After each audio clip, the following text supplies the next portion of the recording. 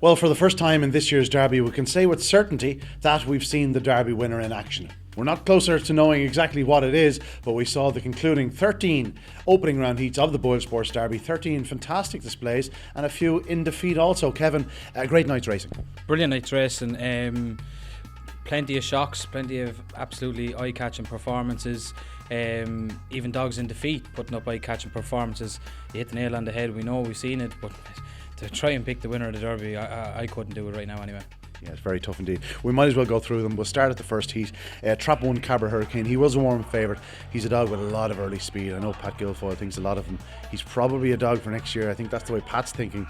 But if he keeps getting an inside draw, this dog showed exceptional pace to the third bend. Stamina is his perhaps one question mark, but a fine display in the opening heat tonight. He really set the tone. Yeah, definitely. Never been out of the first two now in his 13 races. An inside draw is brilliant for this dog. He's a Longford Derby winner already, and he was mighty impressive tonight. He's got great early pace. Like you said, the last 25 is probably his weakest, but yeah, he's going to be in front of an awful lot of dogs at halfway if he keeps getting good draws. Pat's flying at the moment. The kennel is really running well. He's got a really strong team in this Derby, and I'd say CABRA Hurricane is right up there amongst the best of them. I was mighty impressed with Mac Razzle. I thought it ran really well. Change of seeding I think has worked. They've changed the seeding now for the second round. I do think he's better suited to an inside pitch. He'll be closer to the rails next time out. In defeat, very impressive, coming on and staying on strongly. Can start an awful lot quicker too.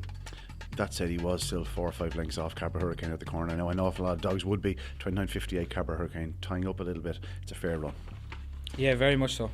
We move on to the second heat, one in very similar fashion. DOGGY McDougFace. You were just saying to me there off air that dog may have moved a fraction off the rail in the early stages, but you can do that when you're too clear. And well, he went on to win in 29.54. We know he's a dog with a big engine. He's still very lightly raced. He's clearly a dog that's had his problems, but when he hits it and does things right, he can run.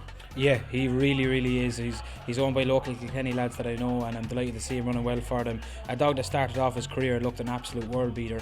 Haven't seen much of him lately, but he came back on the scene tonight. He did move slightly off on the run to the corner, maybe making a better angle for himself to take the bend, but when he's in front, he's a fierce hard dog to beat. Holy Cross lad really ran well again, and I was talking to Owen over in the weigh room after the race, and he was very impressed with him. He's ran really well in his last 2 starts, not known as the strongest runners, but he's sticking to the task very well. He beat JAYTEE Taylor here Champion Stakes final night in over 5-5 in a very impressive run as well. That dog's really running well, and Owen even said it himself. He was shocked that we had him priced at 100 to 1, and you know better than most, it's like trying to get blood from a stone, trying to get words out of Owen to talk up his own dog. So when Owen said that he thought he was not insulted, but he thought he was a much too big price at 100 to 1, didn't run like a 100 to 1 shot tonight. An Urban Jet for Reggie, great to see him still in the hat as well. Yeah, indeed, Reggie always gets one through too. Yeah, Holy Cross lad, as you say, he is staying on better than we was expecting, but again, DOGGY McDoGFace, the one to take out of the race, but we'll keep an eye on Holy Cross lad. Certainly if you had one against him, you wouldn't want him on your inside. On now to the third heat this evening, which was heat 13, 29.81 winner in the form of none other than CLONBRIEN hero. What can you say about this fellow? Ledger Laurels Champions League, or Ledger Laurels Produce Stakes, Night of Stars. He's a dog that he's so hard to keep out of frame. Tonight he showed real drive, determination, and he made a bad position good into the corner. He drove from trap 5, got to the fence, hit the front, and once doing so, he was always going to hold on. In essence, Beaming Paradise pushed him to the pin of his collar at the end, but he held on by a comfortable neck. Yeah, you never thought he was going to lose it, did you, when he hit the front? You never do with him. He's a superstar greyhound. His game is getting on the bunny. He needs to be out in front, and when he does it, he's a fierce hard dog to beat. He's a competition dog, as you said. He's proven it with a number of different competition wins. I'm not so sure I know he's won plenty from the middle. I liked him when I saw him in against the inside actually, but clearly Graham thinks differently, and I don't know whether he'll be able to get across the blistering early pacers from a middle draw. That remains to be seen, but you can't knock him in any way, shape or form. He's a brilliant competition dog. Beaming Paradise back to somewhere near his best. I thought he ran a cracking race tonight. Droopy's expert, didn't trap. It was messy at the first bend, 5 and 4 got around, messy on the inside there. Looked out of contention going down the back straight, battled on well, and that's what you have to do. You have to battle when things don't go your way to get through, and Droopy's expert did that tonight. Yeah, a couple of Derby winners have finished fourth in the opening round in the past, but I looked at him down the back straight and he was a long way back in last, and it looked like an uphill task, but he ran well to qualify. He showed good pace at the third bend and then stuck to his task gamely. I always thought he was a dog that needed him on the bunny. He's going to have to start driving the corner, getting to the front, but there's far better to come from him, of course. On now to Heat 14. This was the fourth of tonight's heats, and here too, NEWHALL Missile, a good gutsy winner. He had 31-20 over 575 yards here recently, so we knew he stayed. Rocket Turbo set the pace. He always stays to the middle of the track, so when Vassal Bay challenged him on his outside, he was always going to hold her up that fraction, and NEWHALL Missile really grabbed his opportunity with all four paws around the bottom two bends, went to the front, and as I said, 5.75 for him. He was going to stay on well. A good winner, 29.95, but no Derby winner in this heat. Yeah, no, I thought 6 would have won it. I thought even going down the back straight, I thought the bitch was going to win it from 6. Maybe she just, like you said, got bullied a little bit there by the 3. 2 snuck up the inside, 5.75, stronger form. Yeah, it's hard to make a case that a Derby winner will come from it, but I'm sure Connections will be absolutely delighted. And look, we always get a surprise package in the final and semi-final, so you'd never know. Vassal Bay, if I was to pick one out of that race, even though she was only third, I think she's better than what she did tonight. Yeah, no question about that. On now to the next of our heats, Heat 15, and none other than BUDGIE. He Pudgie by name, but he's not Pudgie by nature. This is a racing machine. He lacks that yard early, we know that, but he flew out tonight, held his pitch into the corner, took a wallop, but when he went to the front, this is a very, very strong greyhound. From the second bend, there was only going to be one winner. Yeah, look, he came out a bit too quick. It's hard to see it on the video, but definitely standing at the far side, you can see it. He slightly lost his footing when he came out. It was gas, because I was just saying that he has yet to start up here. He really pinged it tonight. He's a brilliant competitor. He took a bump at the first bend. I was never worried it would have an effect on him, because he's a serious will to win. Champion Stakes final night here, he came from a mile back to get up and win on that night as well. He just loves racing, and he really, really tries. He might not be a Derby winner, the fastest in the competition, but by God, he'll give you everything he has every single night. You hit the nail on the head. He from the line to the corner, he's short a yard. He was a length in front of them at the line. They're level with him at the bend. If he could have just maintained that to the corner, he'd probably be a superstar with his drive and determination. But he might not just have it. But I'll tell you, when the draws are coming out, you won't like to see him in your heat, because he will continue to battle for you. Nitro Notorious also going through, Dunsala Mike and Chesperito in there. Good to see Chesperito qualifying. We know he's capable of a lot more than what it's shown at the moment, and fingers crossed the Dowlands can get him back to it. Yeah, Chesperito looked like he badly needed a run. He faded on the run. In contrast, Dunsala Mike flew home in defeat, one for perhaps over further in time. 29.73 there at the time of Pudgie, considering the bump, a good run. On now to Heat 16, and this was the shock of the round, our lovely tune. Although it didn't look to the eye like a shock winner. If you'd been landed in from foreign lands and saw them for the first time, you'd have said, well, 6 Dogs, a fast dog, born a gin. But the one to take out the race was our lovely tune. He showed fantastic early speed, got to the front, never looked in danger. 20-1, I wouldn't have mind being on. Yeah, no, and look, if you forget Born a Gin for a minute, Burbank is a good pup and won, and our lovely tune beat him fair and square. He really did run well. Look, everyone is going to talk about Born a Gin, he was the one in it, but in all fairness, the Connections, they had their night tonight. Like you said, no hard luck stories for the rest of them out in front. He just popped out and made all 29.80 a good run. We'll need to improve on it, but keeps doing that. He definitely can. Born a Gin missed it tonight slightly, took a bump at the first bend, ran completely off it, was flying down the back, done again at the third. Look, as I said to Pat at the far side, that happens in a Derby campaign to majority of runners. It's good to have it tonight when you can get over under the first round, but we'll have to brush up on his trap and boots, and if he's let loose, he's still as fast as anything in it. Yeah, he is the definition of a dog, though, that's better and better company. I've no doubt about that. That's Born a Gin. But again, the real story there was our lovely tune, and congratulations to the sporting owners. Really deserved that success. On now to Heat 17, and this one was the messiest, most muddling affair of the entire round here. Whoops, Harry went to the front, was clipped from behind by Ballyann Sim. They all sort of stacked up, and the old lady of the party, COOLAVANNY Pet, she's been such a great consistent performer. She took it into her head to get into gear down the far side. She flew home, got up late to win. She's a litter pups in the ground, but it didn't stop her winning. A good victory for COOLAVANNY Pet, but like that, there's probably no Derby winner in this contest. Yeah, you might not see it, no, but look, I was standing over there with Shane Dowling when this race was going on, and even when they call out the time, he turned around and he goes, I don't care if it was 32 seconds. That bitch is only after having pups recently enough. It's only her second run back. She's been a stalwart for that kennel. We know she's capable of an awful lot better. She's probably about 6 weeks off being at that level, but look, it was brilliant for them. Yeah, from the get-go, from the first bend, there was trouble in this. It was hard to you'd have to just rule out the time there. It was a complete messy affair. Owen's pup in 6, I'm sure, would improve for the run as well. We move on. Heat 18. This time it was the turn of Cash cash is king. Certainly on paper he looked the one to beat. His price suggests he was the one to beat. Into the corner, I wouldn't have backed him with free money. Out of the second bend, all of a sudden started looking rosier, and by the third bend it was a case of by how far. It was a display of power and pace. He's going to have to go to the corner a lot faster. That's going to be the test, but there's no question this dog has a massive engine, the Produce Stakes champion. Yeah, of all the dogs out there that's not in the kennel, I'd love to have him. I've always said it, he's one of my biggest favourite dogs out there at the moment. He can go into the bend quicker. I think he misjudged the break tonight. I think he went as the hare was coming up behind the boxes and he just completely mistimed it. He can go to the bend a lot quicker. He can trap an awful lot faster.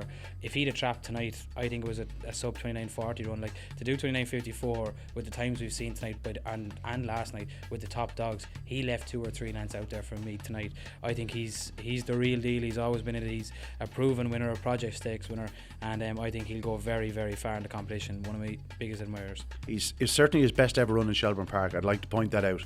That was a step up in what he's done previously in Shelbourne Park.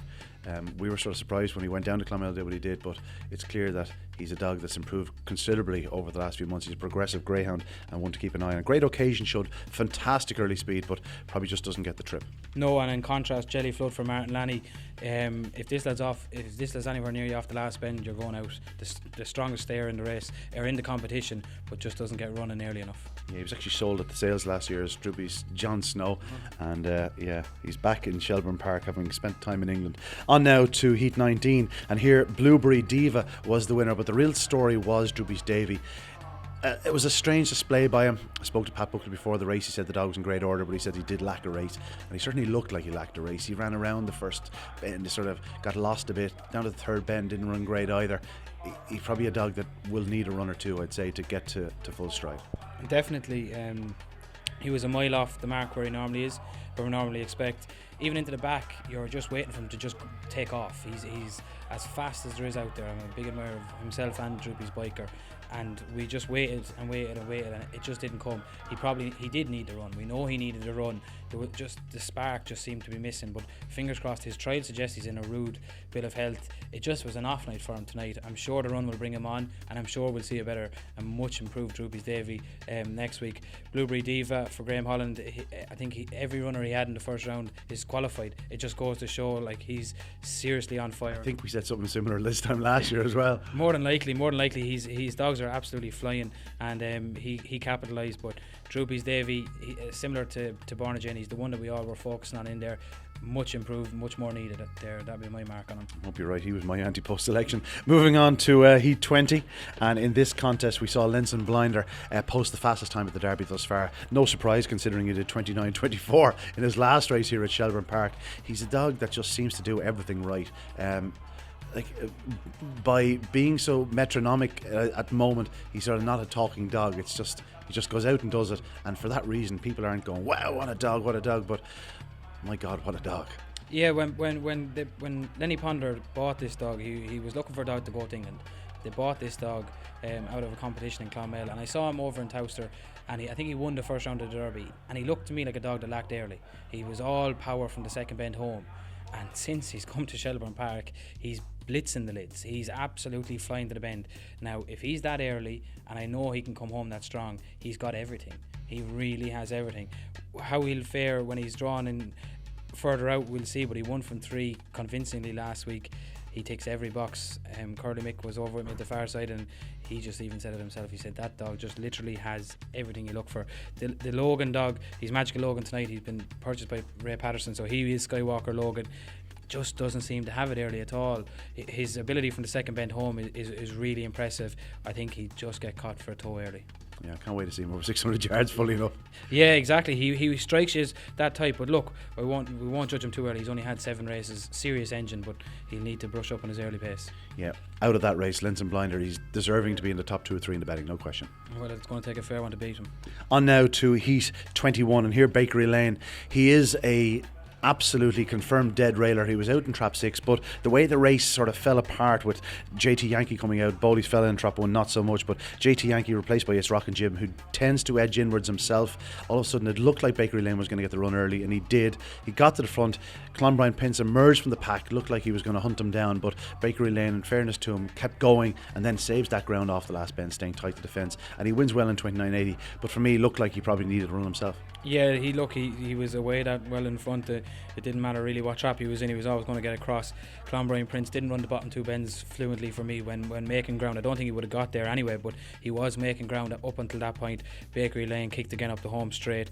He like that, Connections would have cried of seeing the draw out in 6. It's worked out, as you said.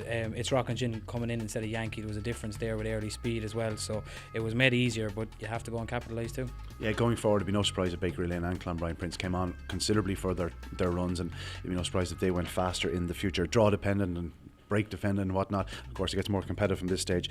On now to Heat 22. I know you'll have no problem talking about this, considering what you were saying to me off air last night about JT Taylor. This is the second coming. Well, he certainly looked a hell of a dog tonight.